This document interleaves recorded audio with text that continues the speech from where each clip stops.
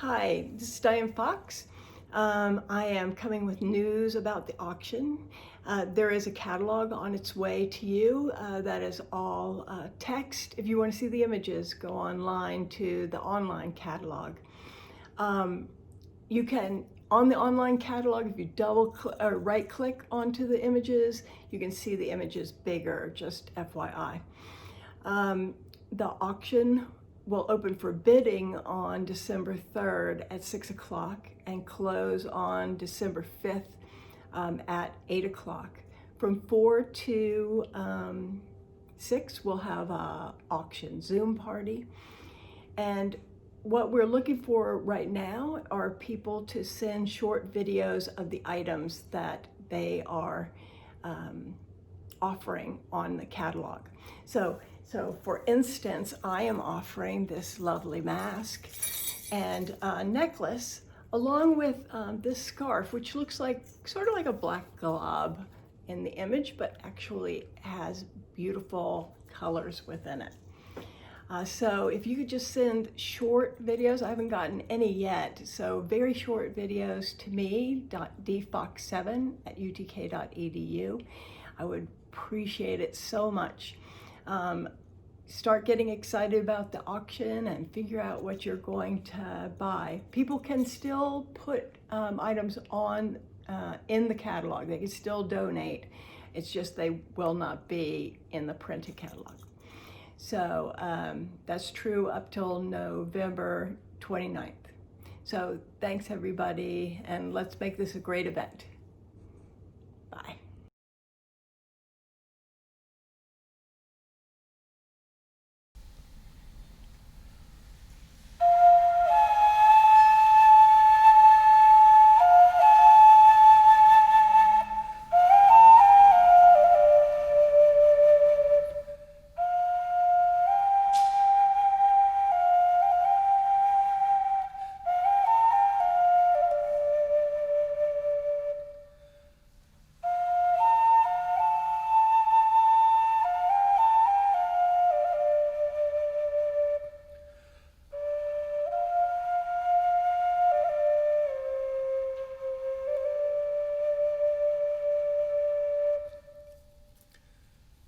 Sometimes I feel like a motherless child. Sometimes I feel like a motherless child. Sometimes I feel like a motherless child.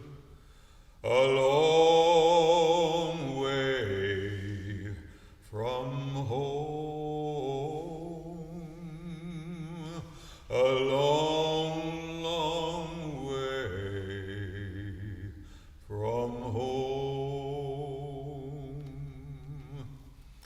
Sometimes I feel like I have no friend. Sometimes I feel like I have no friend. Sometimes I feel like I have no friend. A long way from home, a long, long way from home. True believer, a long, long way from home. Sometimes I feel like I'm almost done. Sometimes I feel like I am almost done. Sometimes I feel like I am almost done. A long way from home.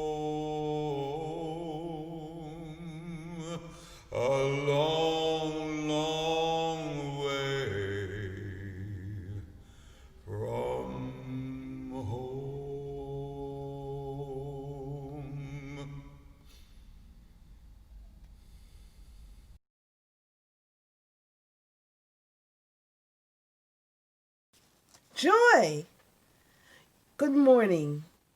You are just wholeheartedly welcome today.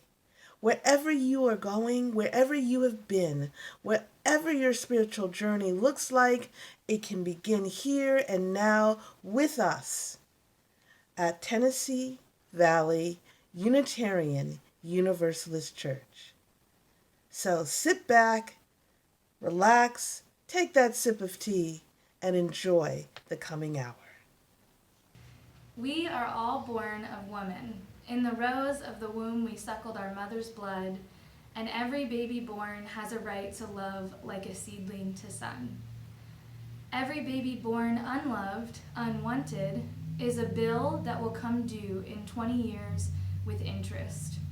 An anger that must find a target, a pain that will beget pain.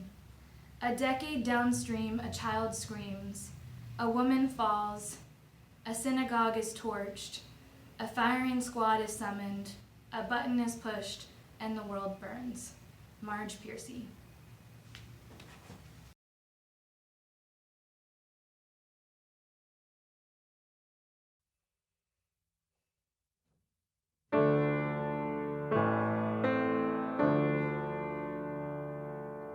Gathered here in the mystery of the hour. Gathered here in one strong body, gathered here in the struggle and the power. Spirit, draw near. Gathered here in the mystery of the hour. Gathered here in one strong body. Gathered here in the struggle and the power. Spirit, draw near. Gathered here in the mystery of the hour. Gathered here in one strong body. Gathered here in the struggle and the power. Spirit, draw near.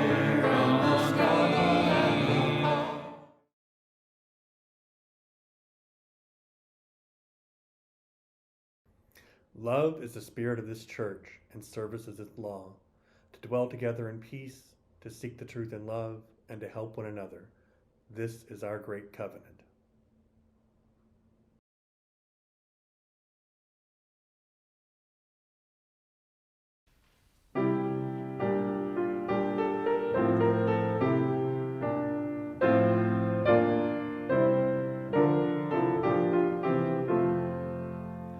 I seek the spirit of a child who meets life naturally, the child who sings the world alive and greets the morning sun with glee.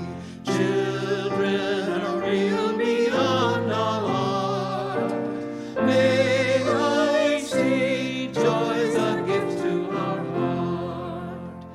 I seek the freedom of a child who loves instinctively, who lights our day with just a smile and shines that light on all we see. Children are real beyond all fears. May I see hope's a gift to our tears. I seek the wonder of a child who sees delightfully. Now clouds in cloud, now golden sun, imagination's true and free. Children are real beyond all lies. May I see faith's a gift to our eyes.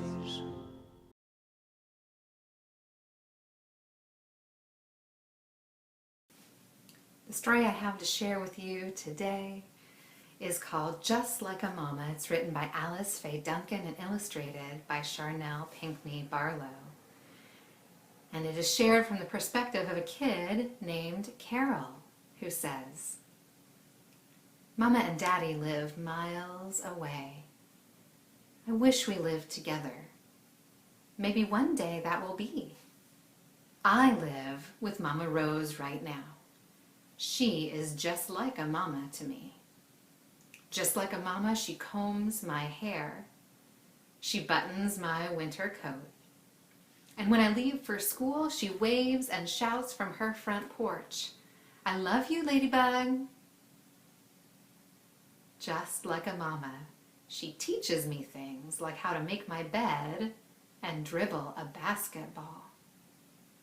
She bought me a watch when I turned 5. She taught me to tell time. She bought me a bike when I turned 6. It is yellow like the sun. In summer, we ride to the city park. We listen to the blackbirds sing. Mama Rose tells me often, "One day, child, when you grow up, you will spread your wings and fly." My mother and father live far away. I wish we lived together. I wish that they were here. But I live with Mama Rose right now. She is just like a mama to me.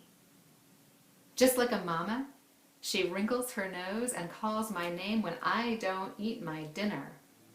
"Carol Olivia Clementine, green peas are good for you." "Yes, ma'am," I say. I wrinkle my nose and go ahead and eat them, because there will be no chocolate cake until I eat my veggies. Sometimes I forget to make my bed. My bedroom is a mess, and Mama Rose is not pleased. Like a mama, she points upstairs and yells, "Carol, Olivia, Clementine, you have chores to do." I run along. I clean my room. I know it is not perfect, but I do my very best. And Mama Rose sings my name. "Carol, Olivia, Clementine, you did a super job." My mother and father live far away. I wish we lived together. I wish that they were here. I live with Mama Rose right now. Mama Rose cares for me. Mama Rose is a hug and a kiss. Mama Rose is my home. She loves me like a mama, and I love Mama Rose.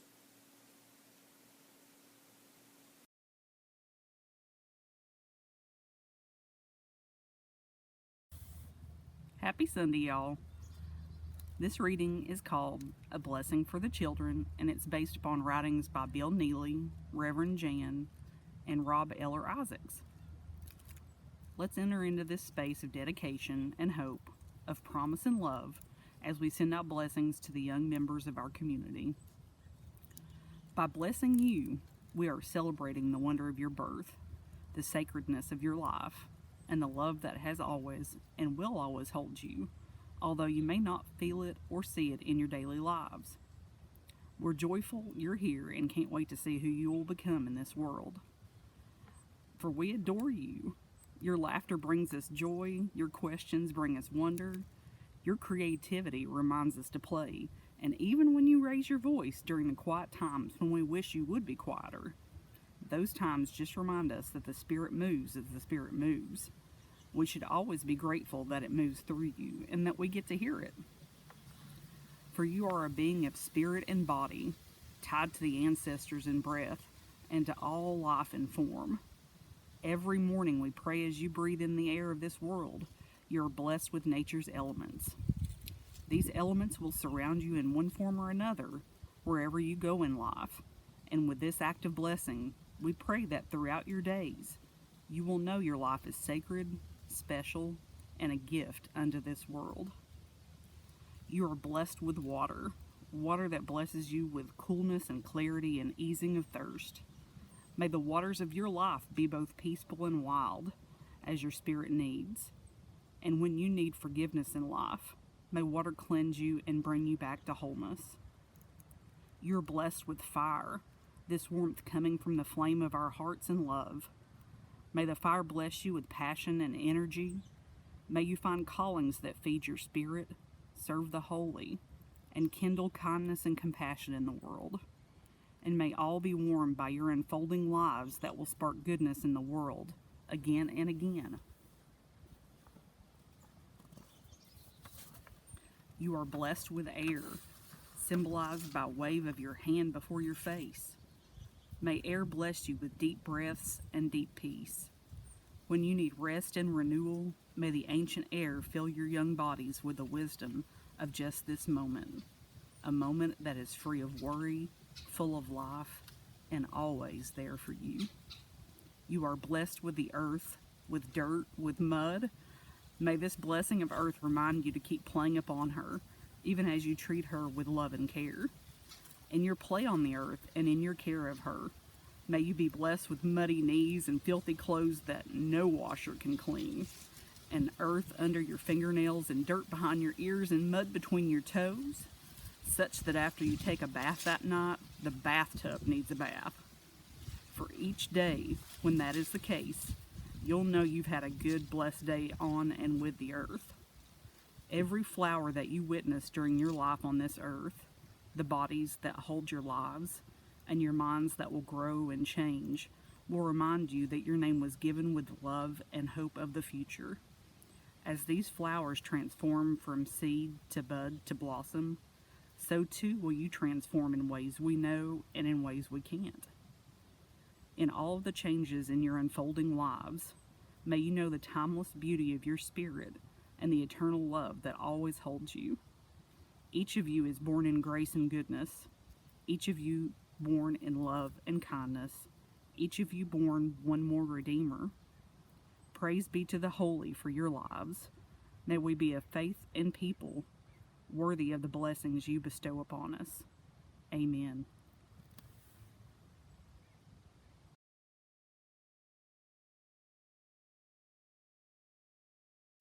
Hi there. The holidays will look different this year, but for those who live alone, these changes might hit particularly hard. Single people make up 1/3 of all American households and maybe 1/3 of our congregation. If you're wondering how to make the holidays festive, you can be proactive about planning a safe, meaningful season. Let's don't wait until the holiday is upon us to make a plan. Come up with something you'll do on the day. Bake something to eat. Call ahead and check if your favorite carryout will be open for pickup. Watch your favorite movie. Go through photo albums. Pick out one element of the holiday that's sacred to you and plan it. I'm putting up a tree for the first time in forever. Just knowing what you'll be doing in advance can bring some peace.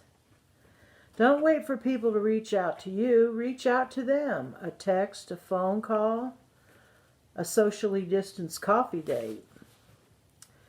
Feelings of anxiety, sadness, and loneliness are normal, especially around the holiday season. Being out in nature is helpful. So is volunteering in a safe way at a food bank or an animal shelter if you set this up ahead of time. One of the most powerful antidotes to sadness and grief is gratitude. Think about what you are grateful for in your life and make a list if it helps. And get some extra sleep. The congregation's spiritual care team, which I am a part of, will be available for a Zoom meeting both Thanksgiving and Christmas Day from 12 to 1:30 with breakout rooms. So contact us at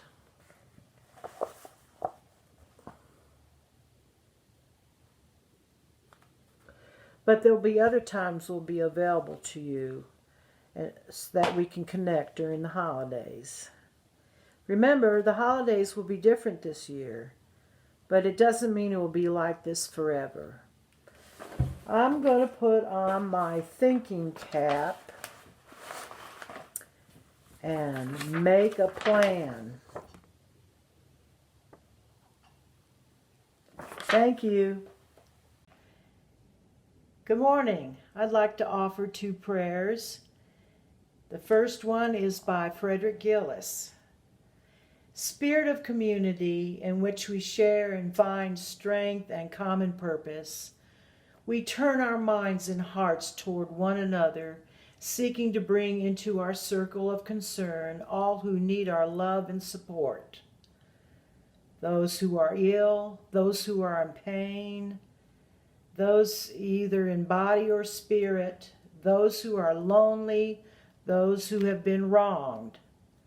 We are part of a web of life that makes us one with all humanity, one with all the universe.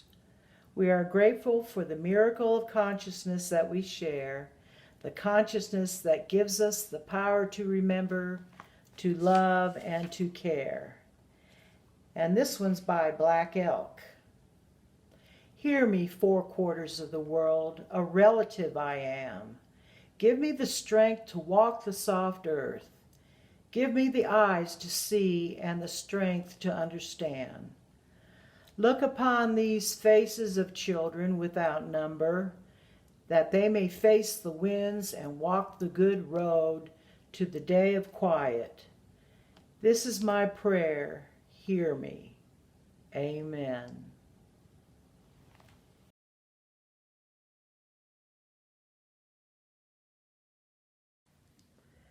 Hi. I know many of you out there are teachers, so I'd like to offer a poem called The Teacher by Leslie Pinckney Hill. Lord, who am I to teach the way to little children day by day, so prone myself to go astray? I teach them knowledge, but I know how faint they flicker and how low the candles of my knowledge glow. I teach them power to will and do, but only now to learn anew my own great weakness through and through. I teach them love for all mankind and all God's creatures, but I find my love comes lagging far behind. Thank you.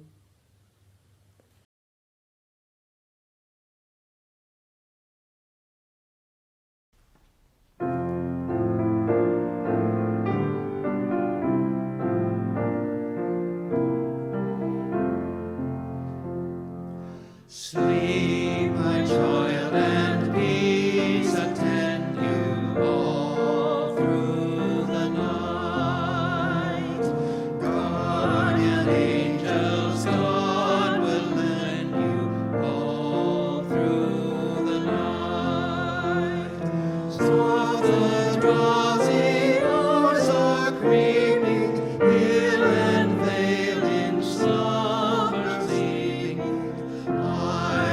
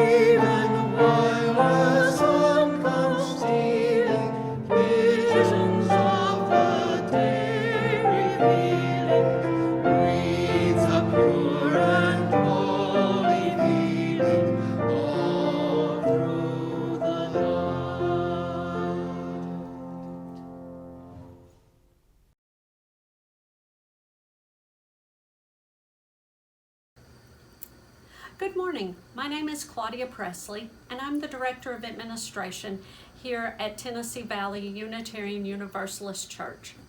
Today is a designated offering Sunday.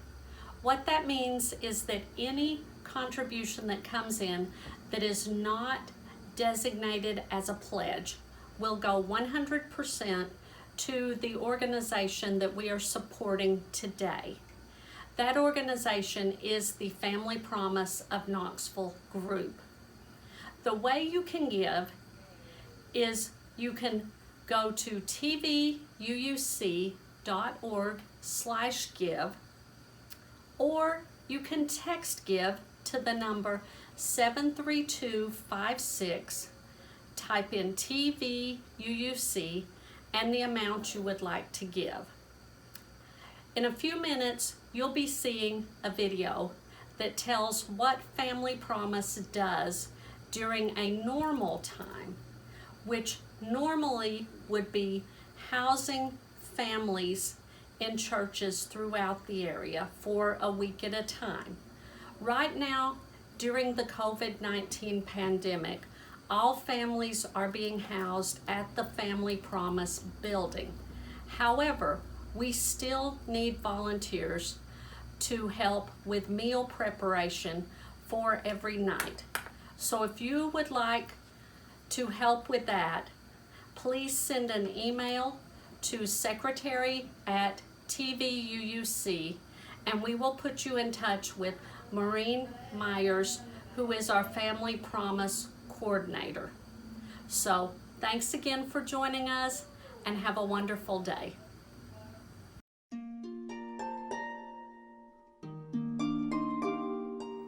Family Promise is a shelter program for families with children under the age of 18. We are the only program who can house families together. That means a two-parent family together with their children, a single mom with a boy who might be 12 years old, who can't be housed on a dormitory-style basis, or a single dad with any child. Our focus is on the children and keeping the family structure together during homelessness. I got into a home, and then I wasn't getting any financial help, and that's when I came into this program. It's hard enough in being homeless to accomplish anything. With 3 children, my wife and daughters would have to be one place, me and my son would have to be another place. If it wasn't for you guys keeping us together, I honestly don't know where we would be right now. I probably would have already have caved in and, gone somewhere else, and I don't want that to happen. We're trying to stay together as a family. By the time they get here, they're just at the bottom. And I tell families to spend the first few days just breathing, knowing that your child's going to have a meal, and there's a roof over your head, and you have laundry facilities, and you have bathroom facilities, and you just don't have to worry about that right away.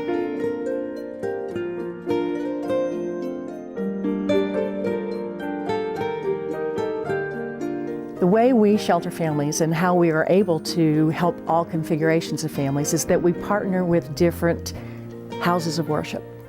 And those congregations agree to house our families for 7 days, a whole week, 4 times a year. Family Promise has meant so much to this congregation. It's really bonded us all together. It's given us a way to serve right here in our very building where we feel safe. But it's also taught us a lot. We've seen families just right on the edge, just having hard times temporarily, and made us think about things we hadn't thought about before. I think it's really strengthened our congregation in a lot of ways. Powell Presbyterian has been involved with Family Promise since its inception.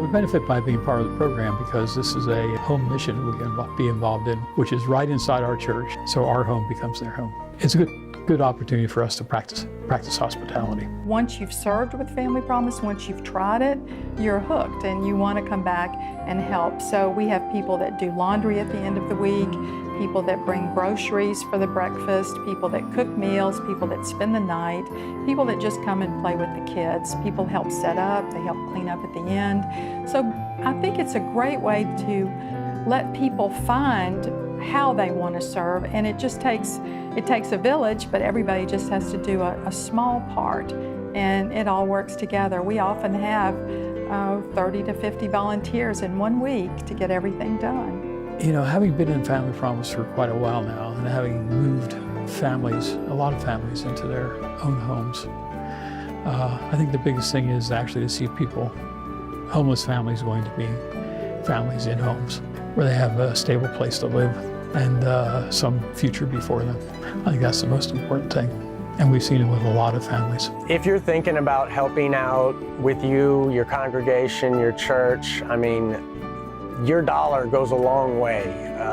This place has helped me, my family, other families a lot, but everybody needs help. So anything you could do, I would appreciate it if you give, Family Promise a chance. I want to give back, and Family Promise is one of the places that I'd like to give back to, and I will be starting a mentor program with Family Promise to where I can share my story with other families and hope they can become successful like me and my daughter. We've had over an 80% success rate in getting our families housed, and in our Going Home, Staying Home program, once people are in that program, we're up to about somewhere in the 90th percentile of keeping people housed for 2 years. So the impact we have on the community is fostering family and helping to work on family homelessness in our community. Family Promise has helped me and my daughter in so many ways. It's hard for me to express it. Financially, emotionally, and I'm glad I found Family Promise because y'all help. You just don't know y'all help.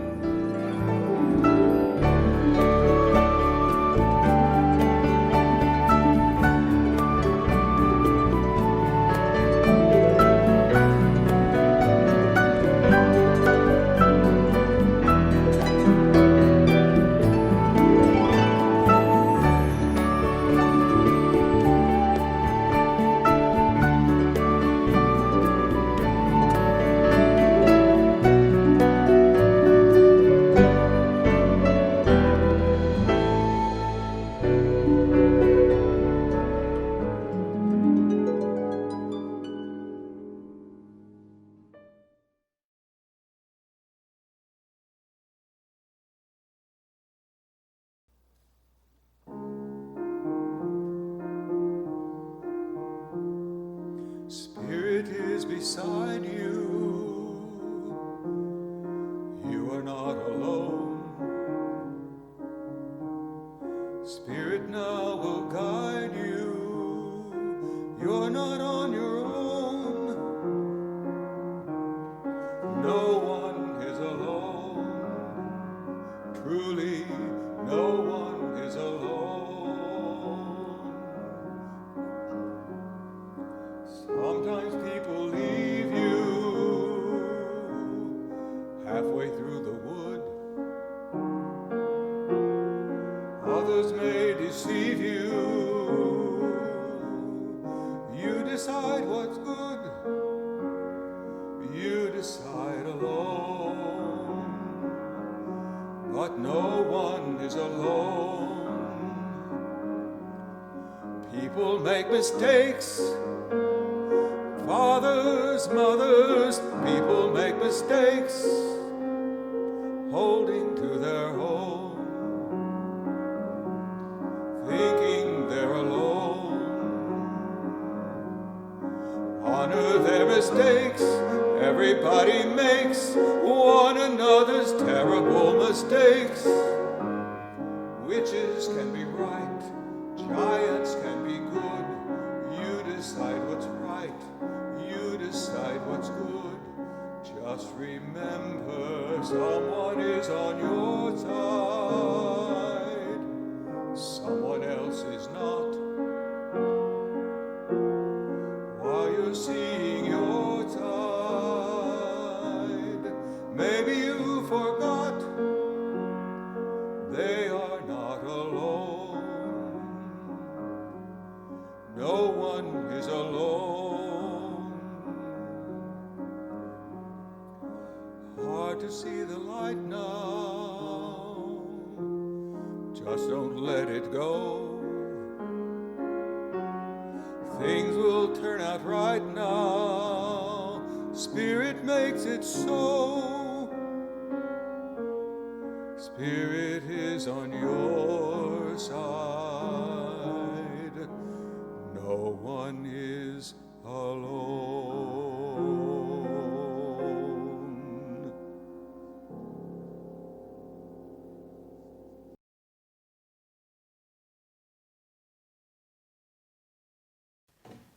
There's a spiritual basis supporting that our children are sacred. When we look at earth-based religions, such as like the Navajo, they hold that their children are sacred and that they occupy a space in the Navajo culture that can best be described as holy or sacred. They believe that the juvenile's rights to learn their own origins, interact positively with their nuclear family and their extended family, but to formalize clan relationships extending into the wider community. In South Africa, the Maasai believed that God gave them cattle, lowered down from the skies with a leather thong, but the most important gift given to them were their children. And so, a Maasai family values not only their cattle, but more importantly, their children. And a family that is large and filled with children and cattle is considered a blessing. The Hindu look at children in a different light. They see that their children are gifts from the gods and products of their previous lives. Many presume that their children were related to them or close friends, and that according to their readings, a person recreates themselves through their own children. Since they firmly believe in rebirth, the view of the child is that they must be nurtured and cared for and basically held close and taught the spiritual ways of Hinduism, so that by investing in this child, you invest in your karma, in how your afterlife will be perceived, and that the lives are intricately intertwined, and that when you have a child, you have a greater duty and responsibility toward the child and toward all that depend on you. Because if you believe in the afterlife, the opportunity of your life and relationships, you're working for the welfare of your future lives. So that by giving financial security, support, love, knowledge to your child, you are preparing yourself for your next circle of life. Islam comes at it a different way. Islam believes, as we do, that there is one God, and God has gifted us, blessed us with a child. And it is our obligation to raise a believer and to care for that child by bringing them up as moral, righteous human beings, secure in the knowledge. And this is very important. Secure in the knowledge that they are valued members of the human race. And then secondly, that they're valued to their particular family. So you are raising a child in the Islam relationship, in the religion, to go forward, to go into the world, and to be a good person. Christians believe that children too are a gift, And Psalms 127:3 is clear that children are a blessing and a gift. Their spirits are filled with innocence, joy, and laughter. And Jesus himself said, "Do not stop the children from coming to me. Allow me to be around them. Allow me to bless them. Allow them to see my love." And so we all, no matter what our religious or spiritual leadings are, have a duty to the children in our lives and in the world. I invite you to join me in a sacred conversation.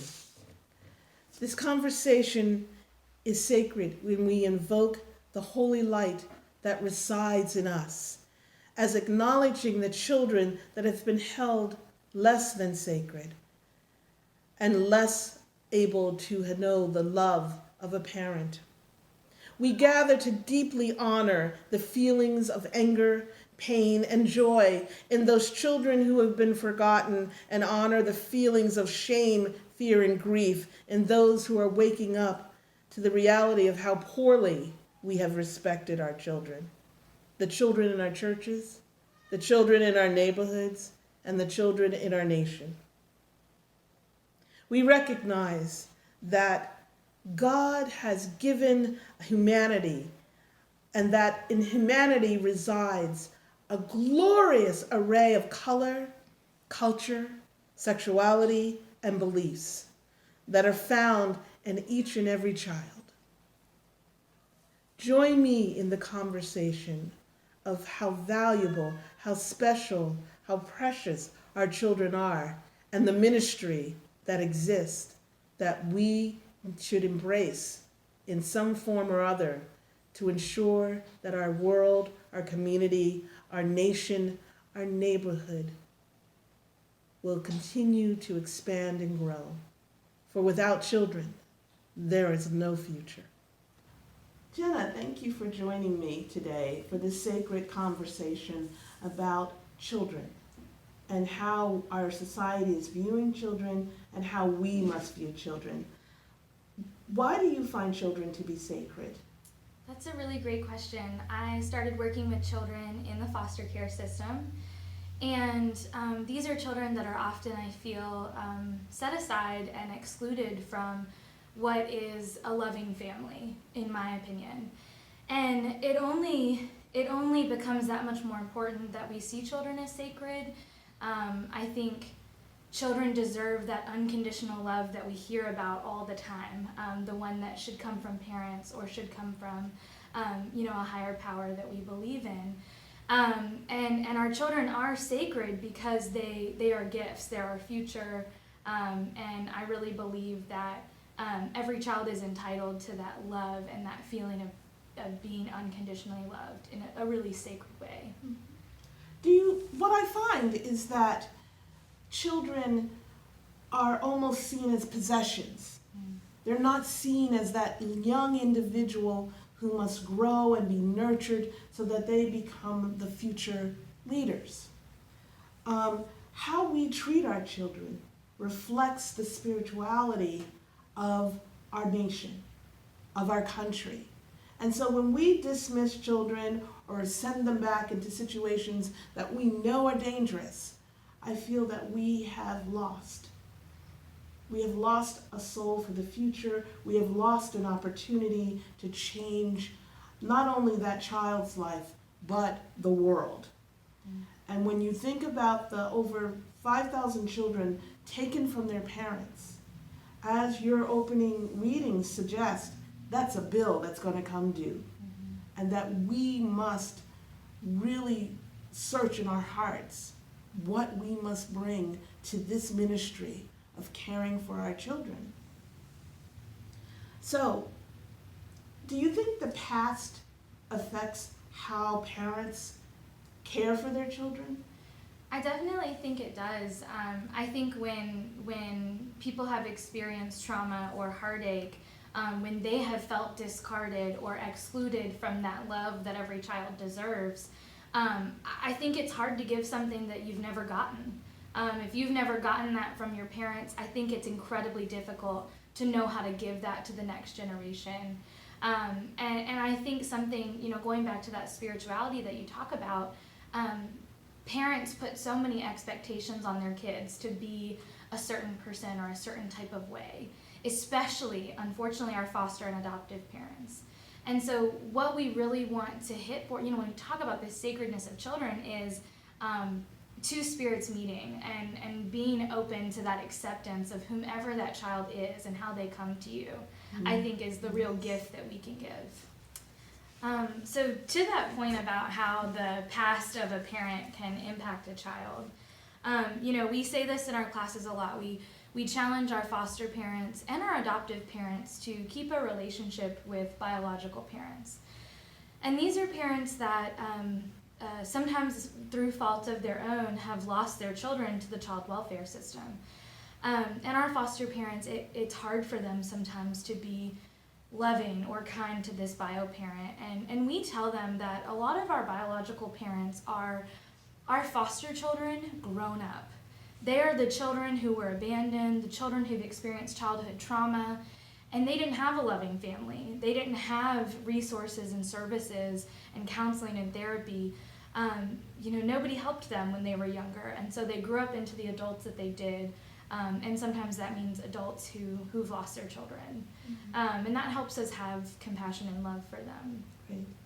And that's the hard balance, to know you've got to nurture and care for this child, yet bring the empathy and compassion to the parent who 9 times out of 10 was doing better than what they received, but it's not good enough to maintain the security and stability for our children. And I think that's what makes folks who go into this ministry of caring for these children so remarkable. I think they've got the biggest, toughest hearts to do this, for sure. Great.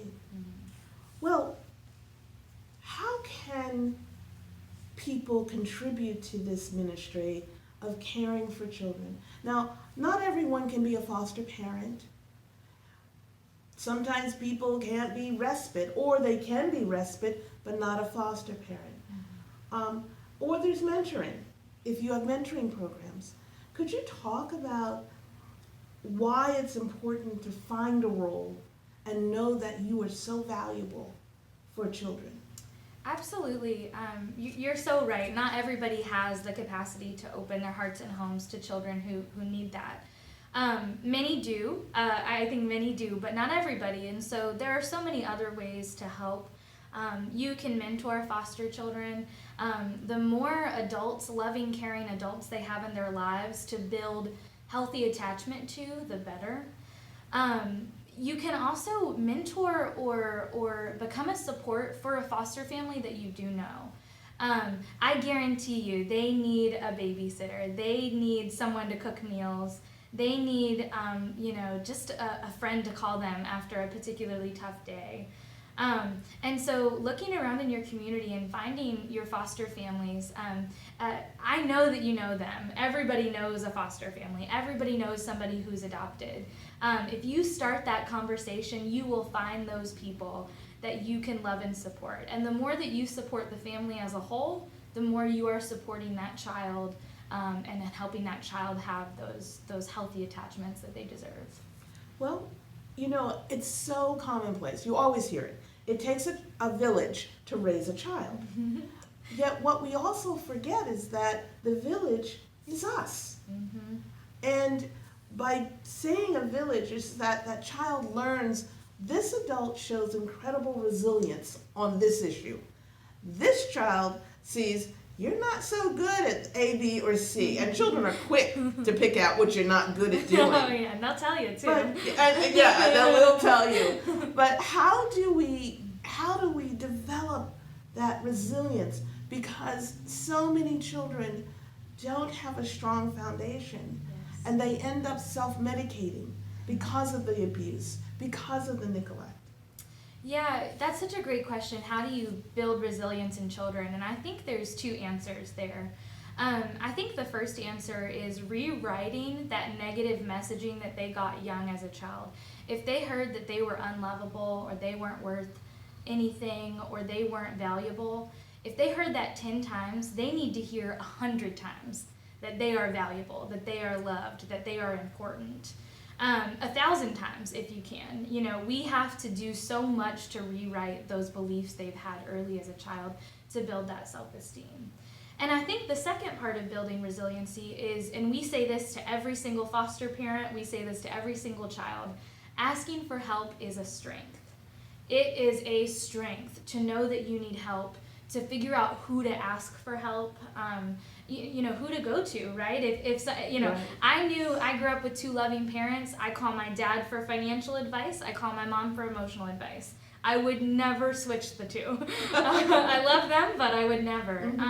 So figuring out who you can ask for help, and knowing that takes a strong, confident person who can ask for help. Right. And it's hard to teach a child how to reach out for help, because foster children jump from house to house to house to house.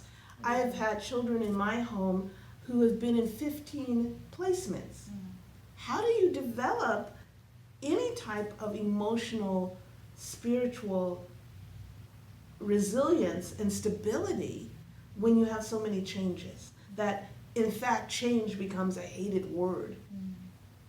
Yeah, absolutely. You know, I think it takes time and space for sure. I think it takes the strength of a parent who is willing to lean in one more time.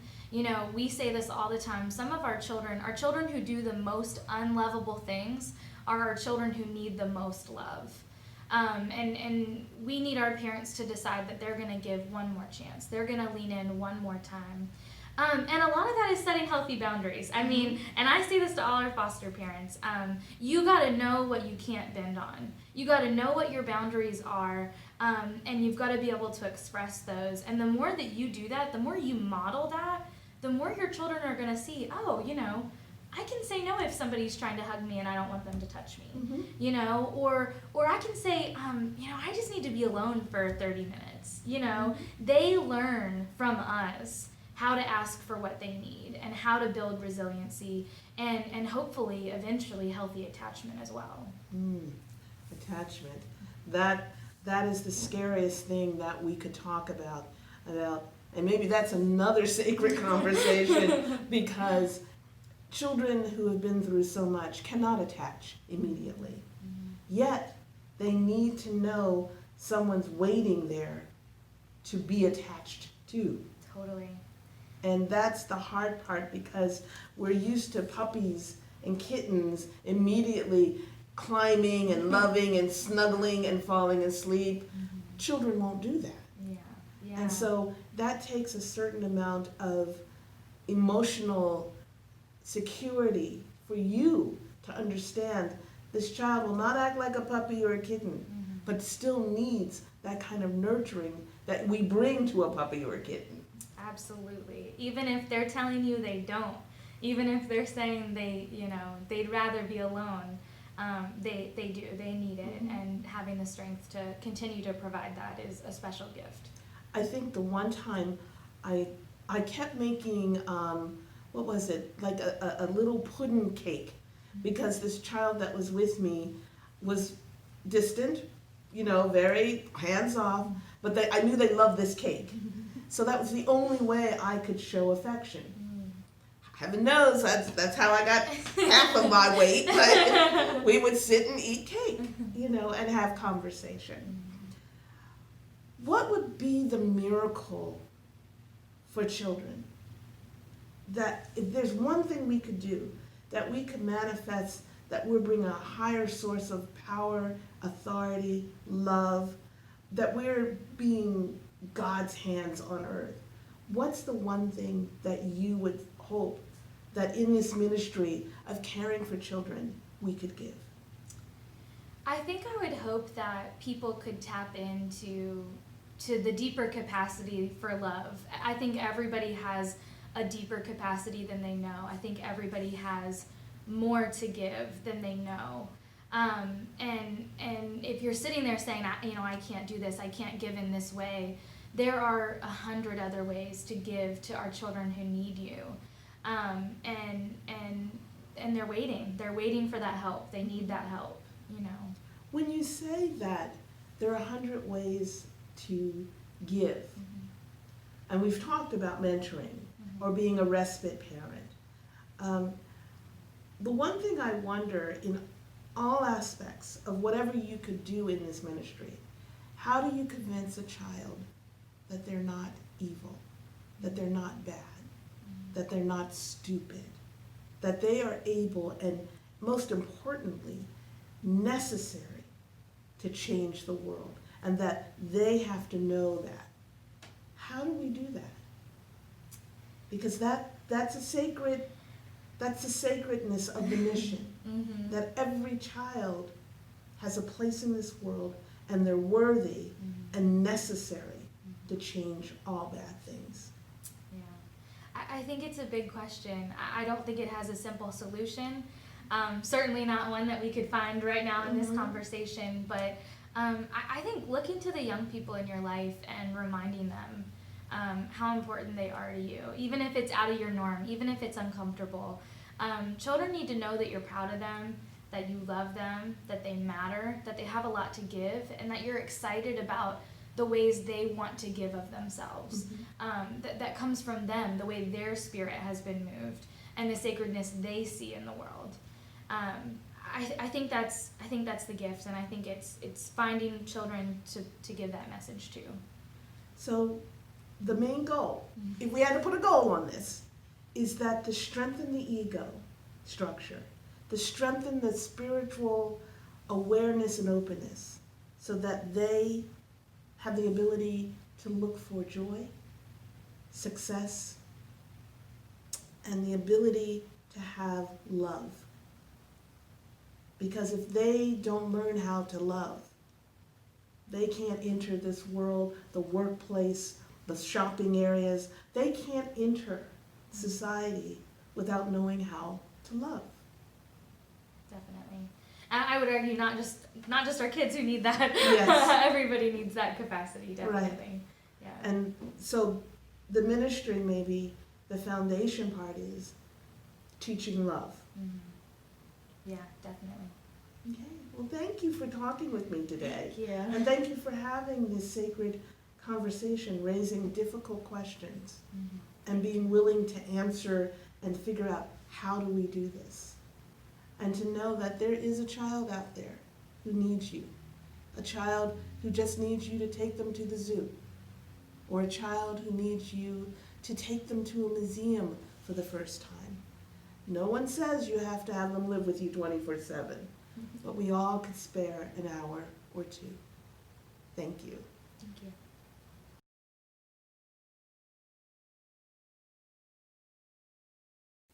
When we finish a sacred conversation, we're not expected to change the world, but we are expected to hold the words, to think about them, and meditate on how we can work within a certain ministry.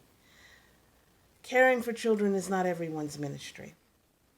Yet, we all can mentor or nurture a child, a teenager, someone in our life.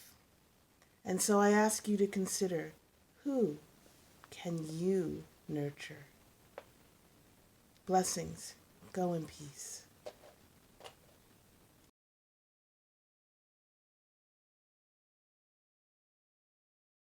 For each child that's born, a morning star rises and sings to the universe who we are. For each child that's born, a morning star rises and sings to the universe who we are. Oh, for each child that's born, a morning star rises and sings to the universe who we are. Oh, for each child that's born, a morning star rises and sings to the universe who we are. We are our grandmother's prayers, and we are our grandfather's dreamings, and we are the breath of our ancestors. We are the Spirit of God. We are mothers of courage, fathers mothers of time, daughters of dust, and the sons of great visions. We're sisters of mercy, brothers of love, lovers of life, and the builders of nations. We're seekers of truth, keepers of faith, makers of peace, and the wisdom of ages. We are our grandmother's prayers. We are our grandfather's dreamings, and we are the breath of our ancestors. We are the Spirit of God. We are mothers of courage, fathers of time, daughters of dust, and the sons of great visions. We're sisters of mercy, brothers of love, lovers of life, and the builders of nations. We're seekers of truth and keepers of faith. We are makers of peace and the wisdom of ages. We are our grandmother's prayers. We are our grandfather's dreamings, and we are the breath of our ancestors. We are the Spirit of God. We are our grandmother's prayers, and we are our grandfather's dreamings. We are the breath of our ancestors. We are the Spirit of God. For each child that's born, a morning star rises and sings to the universe who we are. For each child that's born, a morning star rises and sings to the universe who we are. We are one.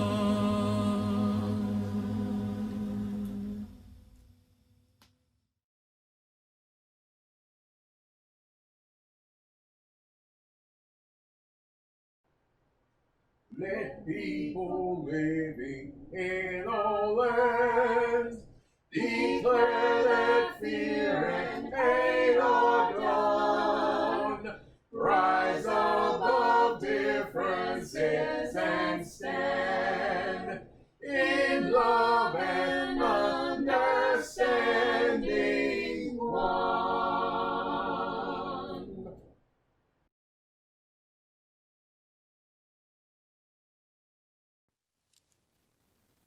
Well, for all of you who've missed Mocha, here she is. Know that you can go out and greet each other and meet new friends, even in quarantine. There are opportunities for you to speak to people, to talk to people online, and also sometimes for you people sneaking out with your mask in the grocery stores. A smile behind a mask can mean the world to someone. Know that we are all in this together and you are not alone. Seek to find the joy, seek to find the opportunity to always love.